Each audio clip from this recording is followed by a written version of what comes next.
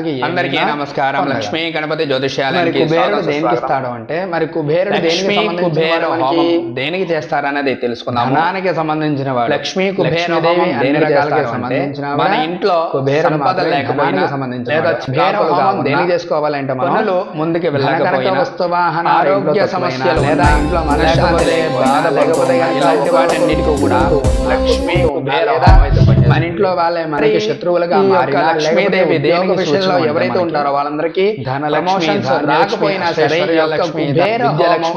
లక్ష్మి ఇలాంటి చేయించుకుంటారు కదా. వాళ్ళ జాతకరీత్యా చూసి ఇంకొక ఏమైనా గ్రహానికి చేసుకుంటే చేసుకునే అవకాశాలు కూడా ఉంటాయి చాలా మంది. మరి కుబేరుడికి దేనికి చెయ్యాలండి అంటే, సర్వకార్యాలని కూడా ముందుకు తీసుకెళ్లేవాడు. అంటే ధన కనక వస్తు వాహనాలు ఉంటేనే, అంటే ముఖ్యంగా ధనం ఉంటేనే మనం ముందుకు వెళ్ళగలం తప్ప ధనం లేకపోతే మనం ఏమీ చేయలేము ఖచ్చితంగా.